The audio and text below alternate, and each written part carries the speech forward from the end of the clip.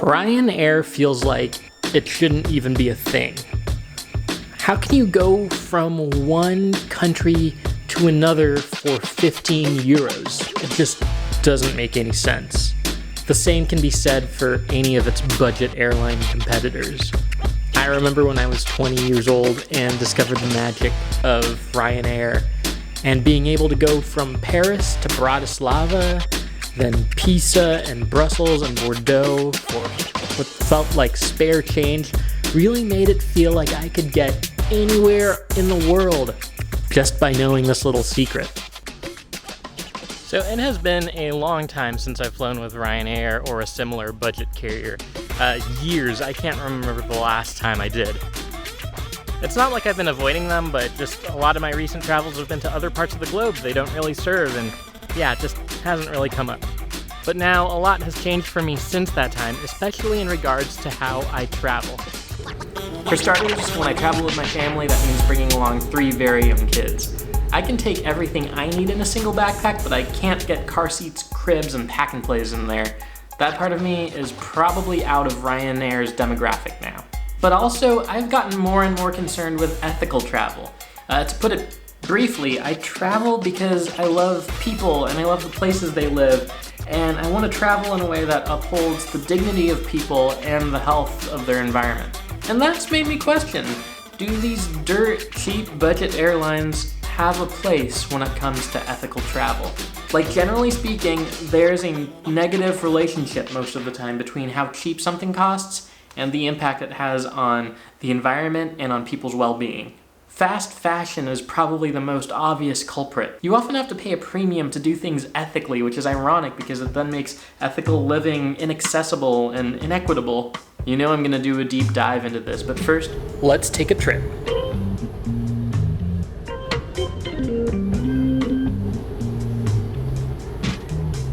I'm in the Brussels airport in Belgium. This is one of the most significant travel hubs in Europe, and we're focusing on the 3 most prominent budget air carriers on the European continent.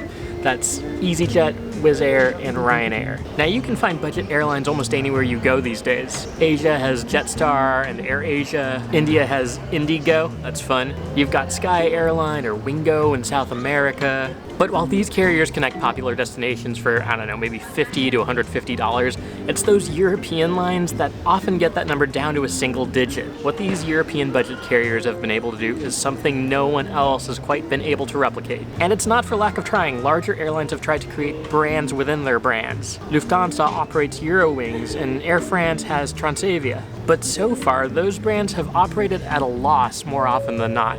A lot of US airlines have tried a similar thing. It feels like United is trying to pull this off over and over. First they had Shuttle, then they had TED, now United Express. But it just never seems to stick. That's like these airlines are just seeing what RyanAir and EasyJet are doing on the surface, the low rates, the no-frills experience, and are just trying to copy that. But there's so much more going on behind the scenes there. So let's talk about how these airlines, and RyanAir in particular, became what it is. So as long as humans have done business, as long as people have been growing things or making things and selling them, a big goal has always been to make a profit by lowering the cost that it takes to make them and increasing the amount you can earn from it. This isn't new. Spend less, earn more. It's probably one of the oldest human phenomenons, but more recently, data and technology have allowed us to do this at a really granular level to be hyper-competitive. We look for all the ways we're spending inefficiently and try to eliminate them. The most popular example of this is probably the olive principle.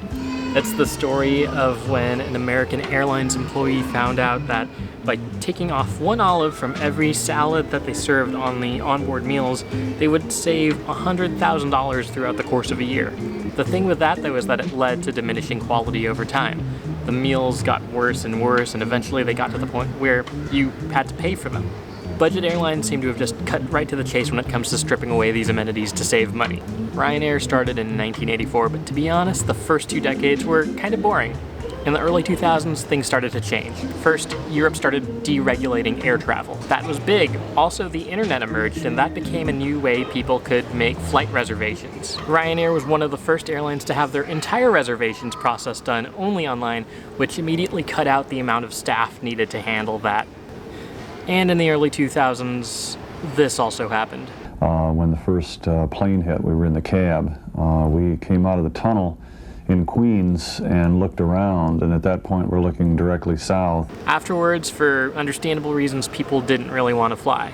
Actually, for the next few years, air travel was down. Throughout this time, most airlines were in survival mode and the industry was in a bit of a panic. It was right about this time when Boeing released their 737-800s, a newer aircraft that it was excited to bring to market. Except with a sudden drop in demand for air travel, it was having a much harder time getting airlines to purchase these aircrafts. RyanAir ended up being able to get them at an extreme discount and bought dozens and dozens of them. These newer planes were so much more efficient than the older model. I mean, it's not like they were the Nissan Leaf of the sky, but the savings on fuel was significant enough that RyanAir saved massive amounts of money and was able to put out more and more flights. The fact that their entire fleet was made out of the same aircraft, the 737-800s, meant that they saved a ton of money when it came to maintenance and training. Replacement parts were much easier to handle, and this is just the beginning of ways RyanAir found to save money where other airlines did not. Budget airlines are saving almost double the amount of their mainstream competitors, and it's interesting to see where that savings all comes from. The biggest piece of the pie comes from seat density. Simply being able to pack more passengers onto a plane brings in more revenue for a lower cost. Europe's largest airlines is Lufthansa, and they've got about 750 aircrafts. If you compare this to RyanAir, they only have 400, making them about half the size. But Lufthansa has the passenger capacity for about 1.3 million people in 1 week. By comparison, RyanAir does almost double this at 2.1 million. If you've ever been on board a RyanAir craft, it's pretty obvious how they do it. The seats are thinner, they don't recline, of course, and the spaces in between seats and underneath them are a lot smaller. Because they only allow a single, kind of small carry-on onto the flight before they start charging you for check-ins and premiums, passengers are disincentivized from flying with a whole bunch of cargo. All of this chipping away allows RyanAir to fill their aircrafts with 20 extra seats. The amount of places you were able to see for that price, if you could put up with a little bit of discomfort, seemed pretty worth it to me. Not only does RyanAir have more efficient aircrafts, but they also keep them up in the air as much as possible. There's typically only 30 to 45 minutes in between when a plane lands and when it departs for its next flight, and this tight schedule allows it to make 5-ish round trips in a single day. The other big reason why these budget airlines have succeeded where other European carriers have not is because of where they choose to fly. Take a look at this map of Europe. Here's all the places that RyanAir goes, and it's a pretty impressive spread. But if you look closely enough, you'll notice some things missing from this map. Zoom in on Frankfurt, and you'll see the Frankfurt-Hahn airport. This is not the main airport in Frankfurt. Hahn is a full hour-and-a-half drive outside the city. Look at Paris, same thing. Paris-Beauvais is like 50 miles away. It's not so uncommon for airports to name themselves after more attractive places that are somewhat nearby. Like my favorite example is the Fresno Yosemite Airport. Like, this is not Yosemite. But it seems like whenever RyanAir serves a major European city, it sends you to an obscure airport an hour away from it. However, they do really well at getting you to cities that are not as well known.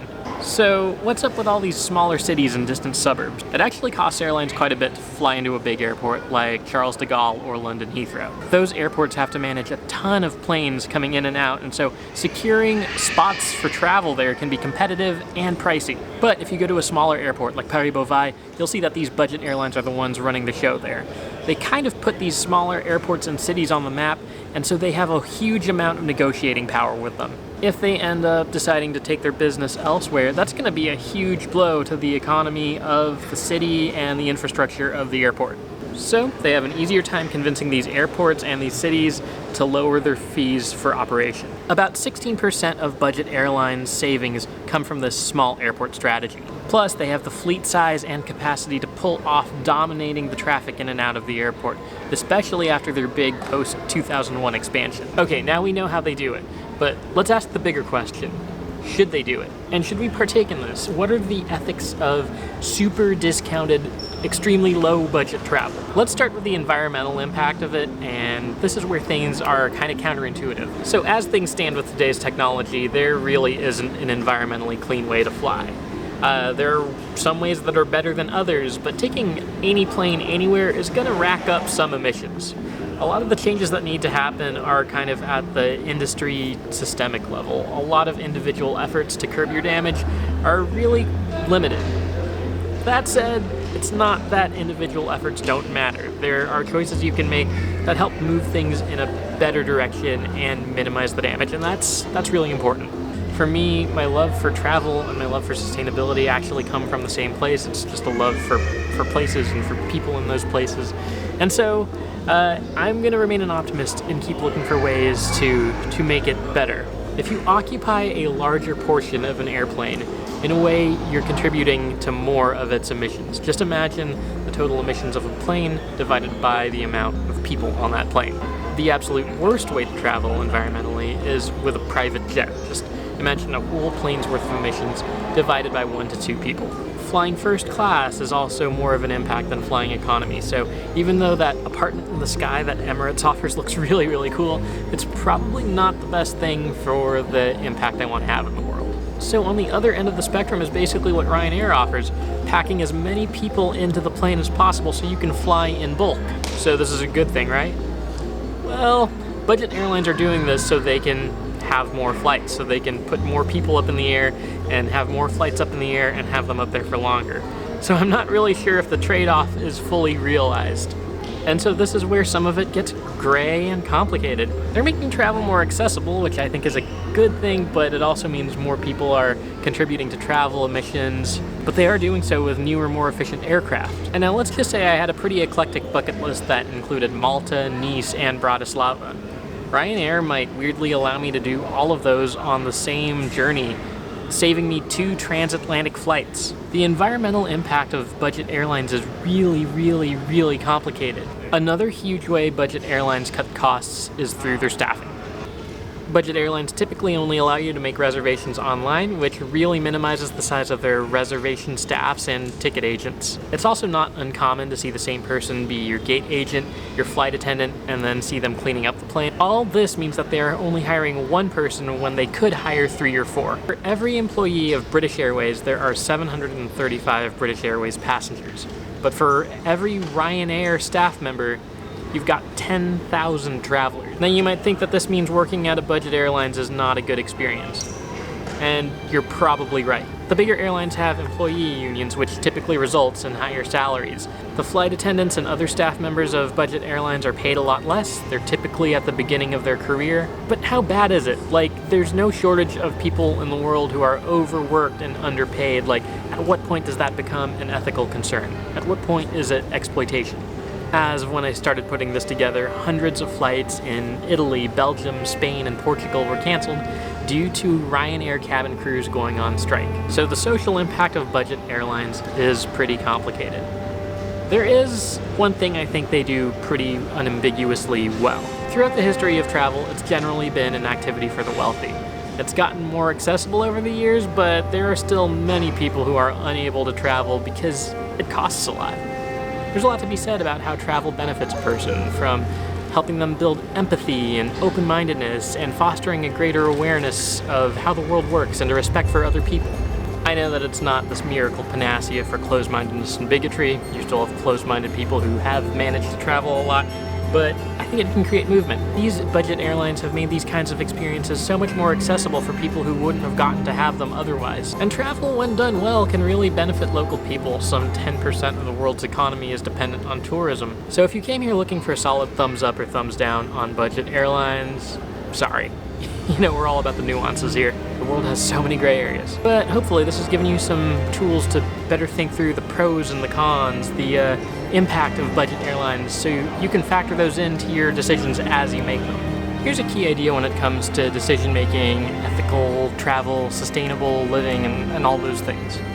Sustainability is a privilege. Having more in life gives us more opportunities to make decisions that can help people, that can minimize harm. But many people do not have the means to make those same decisions. I'm all about looking for ways to make things better, to break from our cultural norm of how the people who make products and the way we use products are so disconnected. But I also know I have a certain amount of privilege that allows me to think through that quite a bit. End of the day though, I'm thankful that I do get to make those choices. I'm lucky to have seen a lot of the world. I am thankful for it, and I want to try and leave it a little bit better. Flight 1013 to Frankfurt are requested to proceed immediately to gate A45. We are now closing the gate.